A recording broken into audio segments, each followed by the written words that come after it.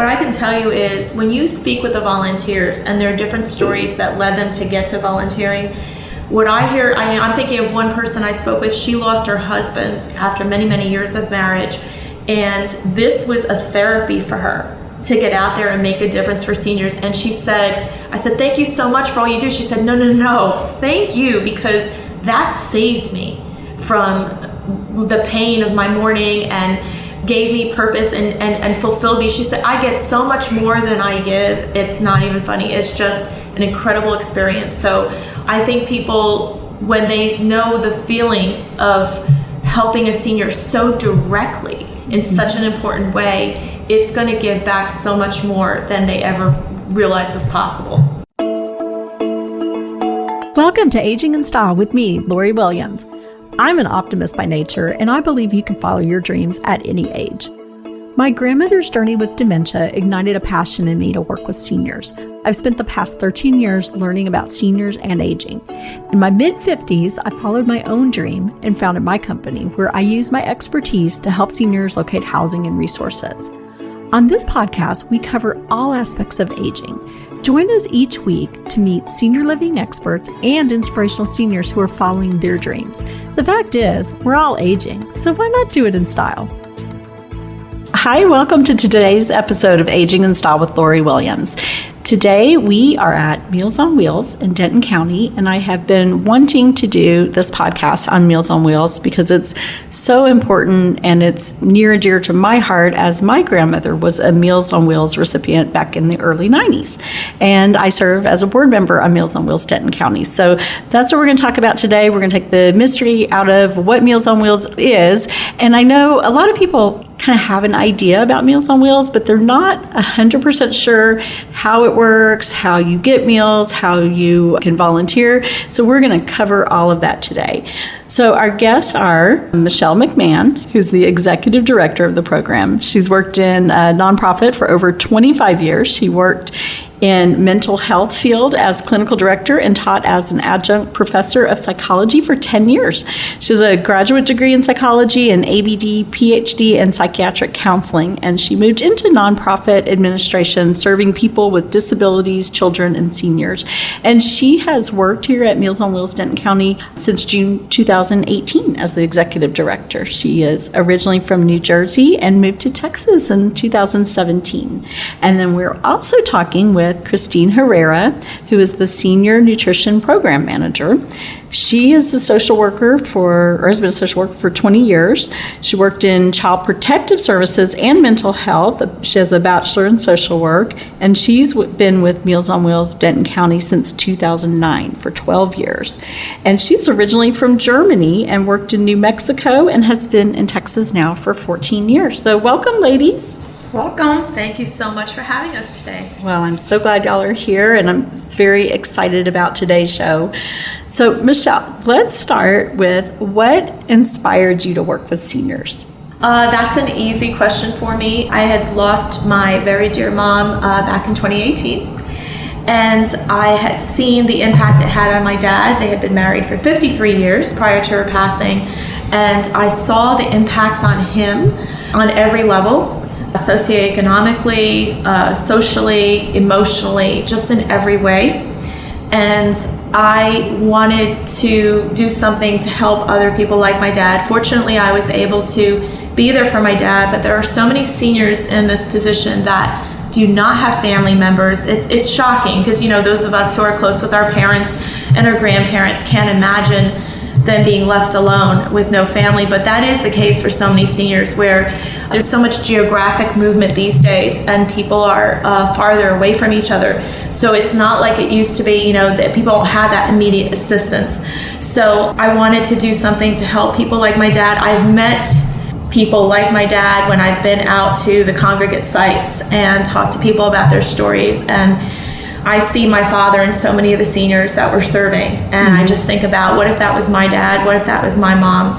And what can I do to help them? And also to help the children of those seniors, because I know how I felt. Anybody who helped my dad touched my heart. So I wanted to help the children and grandchildren of the seniors that we serve to feel like there's somebody else that cares and is helping and supporting them on the scene. So I'm very blessed that I've been able to do that, and it's healed my heart. Every day that I come to work is in honor of my mom.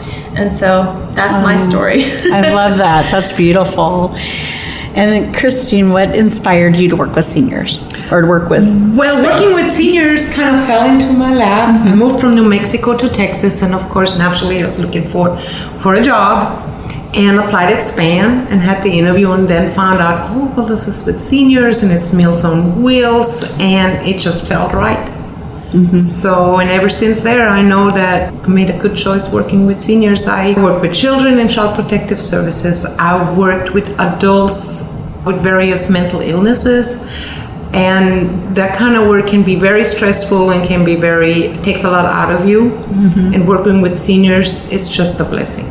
And you can always see whenever I come for the meetings or when we have an event, the passion that both of you ladies show. It's obvious that you're where you're supposed to be and you're making a difference and love what you do, which is what it's all about. Thank you so much. Sure. So tell us, what is the history of Meals on Wheels? Like, how did it start? Just kind of give us a little background on what it is. I'll give you the very simple points. Obviously, the story is filled with a lot more details than what I'm giving, but just to give a basic history, in 1939, during the Second World War, Meals on Wheels actually started in Britain.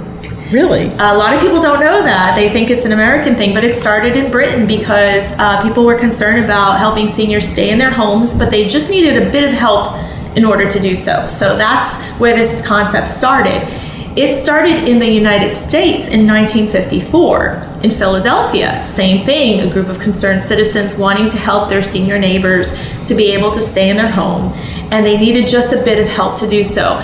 And it's caught on since then, and now we have what we know as Meals on Wheels America, and we have Meals on Wheels in different agencies throughout the country at this point. But it actually started in Britain, so a lot of people don't know that little piece of information. Yeah, that's a fun fact. I like that. Yeah. How is it funded? Meals on Wheels is funded various sources, and our program, and I'm pretty sure other programs are the same, the federal government through the Older Americans Act is funding the majority of Meals on Wheels. But it's also that the state helps, the community helps by donations and volunteering, and grants, various grants. So we're always every year out and about and looking for grants that could apply to our program. So we have more funding so we can serve more seniors, because funding that comes from the federal level and the state level has a cap. So many meals per year, so that counts down to so many seniors. But we want to serve more seniors. We want to do more. So it's kind of up to us to hit the pavement and go out, find resources, find funding sources, find donors, find volunteers. Great. And have galas like we just recently had, which was a lot of fun. We'll post some pictures about that. Oh yes, the fundraising part is very important. And what's nice about those fundraisers is it has two components. It has obviously raising funds to help support the program, and just also to educate people about Meals on Wheels and how they can get involved. And our funding sources are so varied. It's a very unique mixture of things, because our primary funding source, as Kristine said, is the federal government, Older Americans Act. But we have to work hard to supplement that in order to really fulfill the true cost of every meal. And donations are such an important part of it. So that's why it's very important for us to connect to the community and see that they have a role in making sure that we serve our seniors. Yes, and actually right now in November, December, and January, our local Subaru dealer, or the Subaru dealership nationwide, it's called Share the Love. And we do little things just to earn shares, and then we get a share of proceeds that they make selling cars. So that's actually what we're working on right now. So it's kind of interesting, the different things that we dabble in to increase our funding. Yeah, that's great. Is it funded, or is Meals on Wheels, is it different state to state, or is it pretty much the same? I think it is pretty much the same state to state, because I do remember when I was still living in New Mexico, they had Meals on Wheels program. I don't know how they were funded, but I am pretty sure they were funded just like us. Okay. But I seen them delivering Monday through Friday lunch to their seniors. So I think in a nutshell, I think we're all the same. Yeah, the Older Americans Act is a federally funded program. So across the United States, they're funding the basic concept of Meals on Wheels, the home delivered meals. And then, of course, some agencies offer the Congregate meals, which is offering meals at sites like senior centers, for example, where people can come together and socialize and share a meal together. So those are the two main ways that Meals on Wheels serves the community. And nonprofits take on the Meals on Wheels program, and they might implement it a little bit differently, but the basics of the program is the same. Helping seniors live in their home, volunteers serve the meal, the daily check-in, all the basic components are the same. And Meals on Wheels America, if you check out their website, they describe the basics of what it is, and that's something that's implemented pretty consistently across the board. But in terms of how people get their funding and how people reach out to the community, that is varied according to whatever agencies deliver those services. Okay, great. So if you're a senior or you have a senior loved one and you feel like they need Meals on Wheels, if this would benefit their life, how do they qualify? Well, here in Denton or in the state of Texas, they have to be 60 and older, and that's actually through the Older American Act. They have to be homebound, which means that they just cannot just hop in their car and go to the grocery store, but we still consider a senior homebound. Even if you would come and pick up your dad, he's still homebound because he needs your assistance to go places, to the doctors or to the store. They have to live by themselves or have nobody coming to the home that can provide for them. But that's also a gray area. Seniors could be living with somebody that is really not providing for them. So that's why we have social workers, caseworkers that go, once a referral is made, they will go out and do an assessment on our seniors. And that's when they see the home, and that's when they can see the circumstances. And our world is not black and white, and our seniors' lives are not black and white. We get to know the seniors before we decide to qualify them or not. So if you're thinking maybe your mom might qualify, you just would call, Yes. and then an assessment would be scheduled with the social worker and determine if they're going to qualify or not. Correct. Great. And then how do the Congregate meals differ? Because I know that we have some income-based senior apartments where Congregate meals are brought there, and maybe some of those people are still able to drive. Is that a different program or okay? It's different qualifications. Basically, the only qualifications for you to be able to eat Congregate meals is you have to be 60 or older. So once you reach the 60-mile mark, you are ready to eat Congregate meals. And we serve Congregate meals at senior centers. And in the past, it was only senior centers. But as some older adults are more active, they don't eat as much at the senior centers Congregate meals anymore like they used to. Now we found actually a new niche, and those are senior living housing apartments. So it's not necessarily that those seniors are in a nursing home. It's not. It's just 60 and older senior housing. A lot of the senior housings are income based. So some of our poorer seniors live in those housing. What is so great about Congregate meals is that the seniors are actually get out of their apartments and they get to mingle with their peers. And it took me a few years at Meals on Wheels to understand the impact that it really has on the seniors to get out and mingle with other seniors. Because when we started one Congregate site here in Denton, the feedback I got just after a few weeks, oh, I didn't even know. I have so many nice neighbors. I maybe met one in the mailbox, but now I got to talk to them, and we're eating together. And all of a sudden, we started Monday bingo and Wednesday chess club. So also administration at the senior housing apartments told me, I said, we have never seen so many seniors actually now spending time in our community rooms. The community rooms, you could hear echo in there. There was nobody really meeting there, and now because of our Congregate meals. So I'm thinking we're enriching Congregate seniors by giving them nutrition and socialization. Definitely enriches their lives, and through both programs, whether they're receiving a meal at home, they are getting that social aspect too, because of the volunteer who is delivering the meal. Someone is seeing them, they're talking to someone, they're not just sitting there by themselves. And then, like you said, with the Congregate meals, which are different, where they come out of their apartments, they dine together in one area, they're making friendships and building relationships and starting groups and games and card games or whatever. So that's amazing.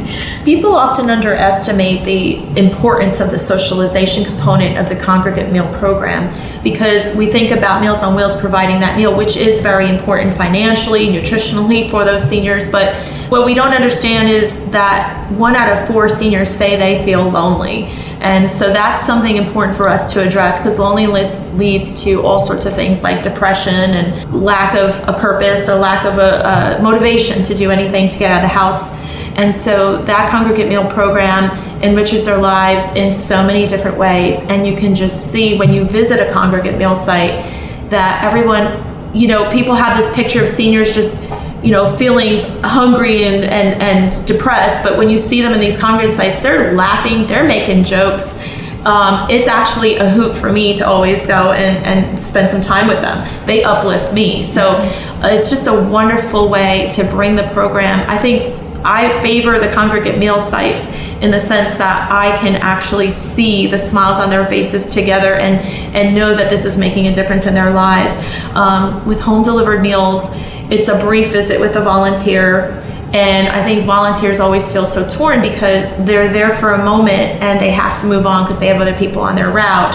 And so it's a very minimal contact. It's better than nothing, but the optimal situation would be at these Congregate sites where they can truly connect with other people on a more meaningful level.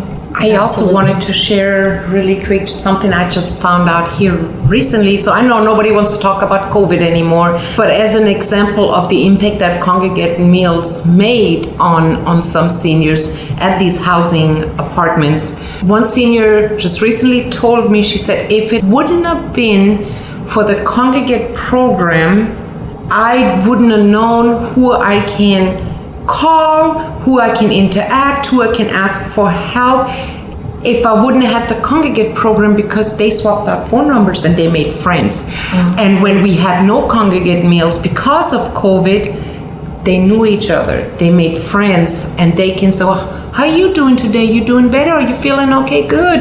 Oh, your daughter's getting groceries. You think you can bring me? Those connections would have never been made if we would have never started that Congregate program. So they had made those connections prior to COVID. Right. And then the meals had to stop, obviously, because of COVID, but they had these friendships already. So what a blessing that was. Definitely. A question people ask me a lot, to get on Meals on Wheels, I know it's funded by the government, but is there a cost involved for the senior and for their family? And what is that cost? We don't charge for the meals. The meals are free of charge for the seniors, and that's where this assessment comes in. So if they qualify, there's no charge. Now, we do accept donations because some seniors are a little resistant. Oh, I don't want no help from the government, and I'm not taking no handout. So usually I can use our donation program. Says, okay, that's fine. Once a month, you're going to get your menu and you're going to get a donation envelope, and the suggested donation per meal is $2. So if you want to give, that's fine. If you can't, that's fine too. But it helps some really proud seniors to go ahead and accept our help. That's wonderful. How often are meals received? How are they delivered? They're delivered daily, Monday through Friday, and at our program we deliver between 10:30 and 12. And they are delivered by volunteers. And like Michelle said, that's sometimes for some of the seniors the only contact that they have, that's why we call our program more than a meal, because it is a meal and a friendly checkup. You know how it is nowadays, these seniors living in senior apartment that they were on a waiting list, and now they live in Denton, and the son or the daughter live in Austin, far away. So we give them also a peace of mind, because we're checking in on mom and dad. And if our volunteers see a change in the senior, they will call us, and we have their contact information in our file, and we will call the daughter in Austin and say somebody needs to check on mom because she seems really depressed, or she looks like she lost a lot of weight. Something is going on, because our seniors, they're so proud. They don't want to call their kids for help. Oh, they're busy, and they are I don't want to bother them. Oh, she's just going to worry about, I'll be fine. And sometimes really family members don't find out about that there's something going on with the senior until we call them. And for all the sons and daughters out there, I mean, I will attest to that personally. When I call my dad and he doesn't answer the phone, I'm on pins and needles until I hear from him. So knowing that somebody's checking in on him daily, if a day or two goes by, I'm not going to have too much anxiety, because I know at least someone's checking in, and they will notice things like they are interacting and having that brief socialization, but they're also looking around and they know what to look for. And if they see any red flags, I know that I'll be notified. So that just gives peace of mind to everyone, and also helps to get assistance to the senior when they might not even know that they need the help. Absolutely. What's actually included in a meal? Well, it's a protein. May it be chicken, may it be pork that day. We have a different meal every day, every month. We have a side, which is some sort of starch, potatoes, pasta. Then we have a vegetable, whatever's on the menu. And then this comes with a piece of bread or a roll and a dessert. And then our seniors have a choice of milk. Okay. So it's a warm meal, which Yes. a lot of people don't realize that. I've had people say, is it just like a sandwich and an apple or something? No, Yeah, it is a warm meal. freshly cooked meal, freshly cooked meal daily. Yeah, wonderful. How many seniors are you serving now in Denton County on the program? Well, last fiscal year we served over 1,000 seniors, and we actually served 114,000 meals. Wow, that's amazing. So volunteers, you're probably always looking for volunteers. Always. So tell us about the volunteer program, how that works. If someone wants to volunteer, what would they do, and what's involved in it? Right. If a volunteer wants to volunteer for us, they usually call us, and we have volunteer trainings once or twice a month. It depends on how many volunteers needed to be trained. Once they're trained, we run a background check on every volunteer. This is very important because we want to make sure that our seniors are safe, and people that are safe come visit our seniors. Then for the first time, they will shadow another volunteer on the route that they are assigned, and the next time they will do that by themselves. Okay. How many meals do they typically deliver in a day, I guess? It could be as little as only 10 meals, and it could be up to 18 or 19 meals a day that are delivered. And right now, during COVID, we added a lot of new clients on the program because we wanted seniors to be able to isolate at home. It's an ugly word. Yeah, I know. None of us like the word isolate anymore. I know. but it was necessary. Sure. Right? So we added a lot of seniors that maybe normally still out and about, right? But they wanted to stay home, and we wanted to reduce the occurrences of them having to go to the grocery store and maybe could get infected. So we added a lot of seniors to the program. Okay. And if someone's interested in volunteering, and we'll put the information, who to contact, Yes. but they would just contact Meals on Wheels Denton County, talk to someone and get the paperwork and everything and see if there's a route available. It's a very informal and fast process. Is that okay? Very good. If I can add a note on just Absolutely. volunteering, because it seems a bit intimidating to volunteer for such a program. But what I can tell you is when you speak with the volunteers and there are different stories that led them to get to volunteering, what I hear, I mean, I'm thinking of one person I spoke with. She lost her husband after many, many years of marriage. And this was a therapy for her to get out there and make a difference for seniors. And she said, I said, thank you so much for all you do. She said, no, thank you, because that saved me from the pain of my morning and gave me purpose and fulfilled me. She said, I get so much more than I give. It's not even funny. It's just an incredible experience. So I think people, when they know the feeling of helping a senior so directly in such an important way, it's going to give back so much more than they ever realized was possible. And definitely something a senior can do. Do you have a lot of seniors who volunteer to do Meals on Wheels to deliver? You'd be surprised. Most of our volunteers are seniors or older adults, right? A lot of people can't wait to go into retirement, and then they're finally in retirement for a couple months, and then they're like, oh, this is boring. Yeah. So they start volunteering for us, gives them purpose, gets them out of the house. So yeah, most of our volunteers are actually older adults and seniors. That's great, because that is actually something we talk on the podcast a lot about, is having purpose at any age, no matter what your age is, and what a wonderful way to give back and help others. There's another program which is not funded by the government, and this is just something here in Denton County, which I absolutely love, and I want you to tell us about the program, but it's called Senior Pause. Senior Pause, and we started this many years ago when we went out to one of our seniors' homes to do the annual reassessment. I saw our food trays on the floor, and I was like, why are they on the floor? That house is not that messy. So I couldn't help myself. I had to ask. And she goes, oh no, I share my meal with, I don't remember the dog's name, but her little dog.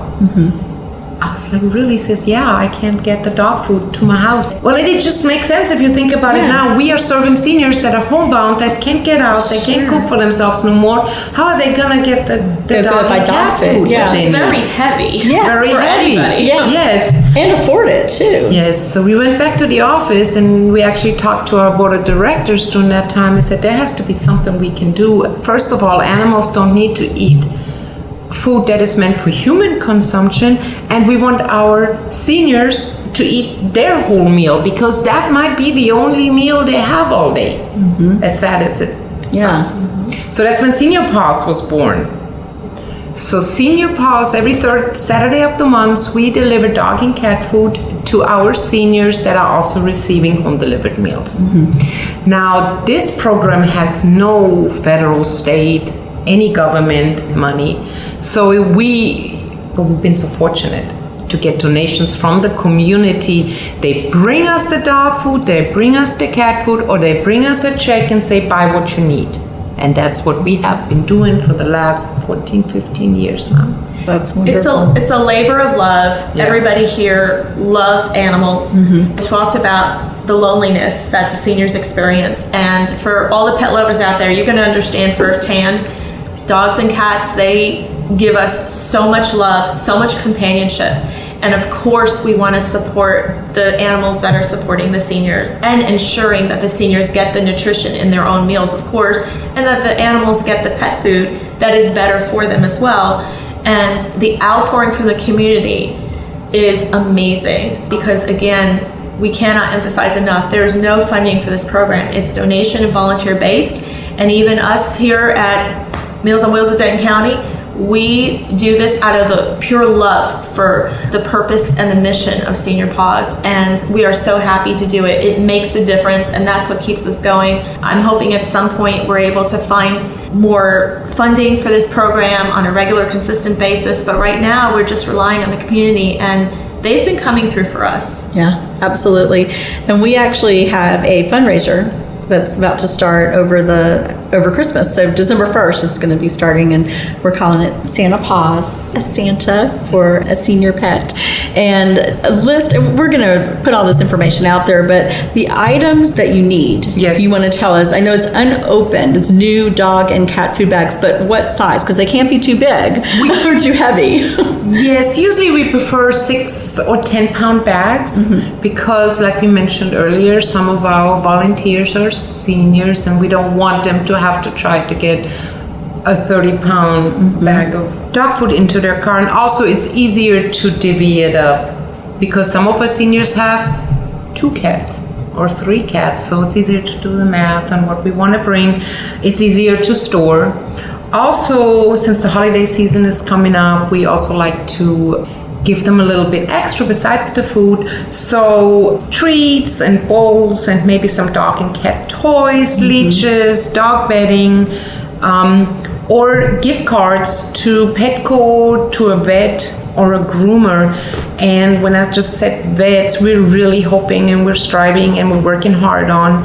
We really, not just the Senior Pass program that we deliver food to the seniors, we really would like to connect with some veterinarian services. So, because you can't get out and get the food, you can't get out to get the shots or the health care that you need for your pets. And I know, just read about mobile veterinarian That's what I was just thinking. Would be so lovely if we could just connect with one of them and they would help with our seniors and we could get donations to fund that. That would be so awesome. It's the next step for our program. And make sure their animals are staying healthy, because they can come directly to them and hopefully donate that service as well. So. And food cost is enough, but veterinarian costs are astronomical. For any pet lover, we know that firsthand. So any help with that, because food is just the minimal that we're doing, but there's so much more we can do. And gift cards, we'll take any types of donations on that list, but the beauty of the gift cards is,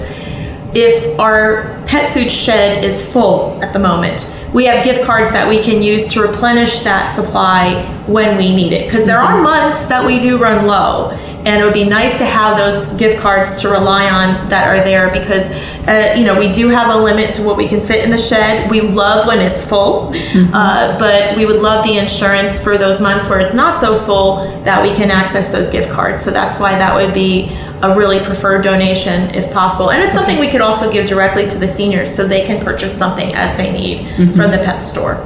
Okay. Yeah, no, that sounds great. Probably even Amazon gift cards would be good too. Sure, absolutely. They can deliver right to you. Oh my goodness, absolutely. How convenient that is. We want to provide as much assistance to the seniors so they don't have to leave the house and go make that trip. So Amazon is beautiful in that way. Yeah, perfect. So I always like to, as we end the discussion, talk about inspirational seniors in your life. So who wants to start first and share their most inspirational senior? I mentioned my dad. My mom is definitely as much as an inspiration as my dad. I do this every day for her. Yeah. And I know that she is so proud, because I am doing something. When you talk about how our passion comes out in the board meetings, it's because I just love what I do. And I'm so lucky that I get to do this every day. Like, it doesn't feel like work. It just feels like a gift every single day. I do this in honor of my mom, and I do this in honor of my dad, because he is somebody who is so strong and has taught me how to be so strong. And he's one of those seniors that we talk about, too proud to ask for help, not even from me, especially not from his daughter. So he's taught me a lot about how to reach out to those seniors that are reluctant to ask for help, because he's always made it on his own. He's very proud of his independence. And he's taught me so much, and those lessons I will have for the rest of my life. And every day I take what I learned from him and I apply it towards just being a better person and being better at serving the community. So my parents have taught me so much, and they are in my heart every single day. And it's so obvious your passion shines through. Thank you. Absolutely. Well, when I started at SPAN, I started actually with volunteer work. Working with the volunteers was my first job. And I will never forget, 2 volunteers, a husband and wife, in their mid-90s, running a route every week, sometimes twice a week, because you could always count on them. Wow. He would drive and she goes to the door. And I asked him one time, I said, "You're 94, but why are you?"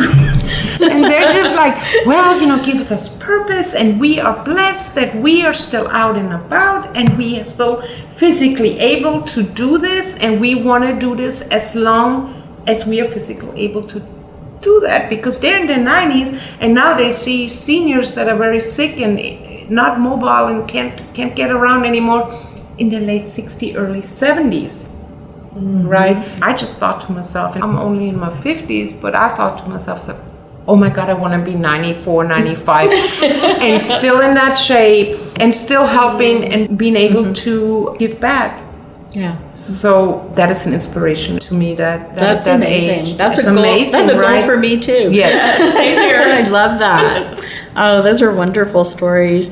Okay, so now how can people, our listeners out there, how can they contact you to volunteer, to donate, or just see if they qualify for Meals on Wheels? Is there a number they should call, go on the website? Which is the best way? All of the above. All of the above, absolutely. We try to give a lot of avenues for people to reach out to us. But, unlike a lot of places where you call and you don't get connected to a person, you can get connected to a real person here. So you can do it the old-fashioned way, pick up the phone and call us at I can give the number. Sure. 940-382-2224. And just dial into Meals on Wheels, or you can go on the website, www.mowdc.org. That stands for Meals on Wheels, Denton County. Great. And we will put all this information out there too. And you can also find it on my website, which is loriwilliams-seniorservices.com. But I want to thank you both for doing this. I've wanted to do this for a while, and I think it's been a lot of fun to share this information.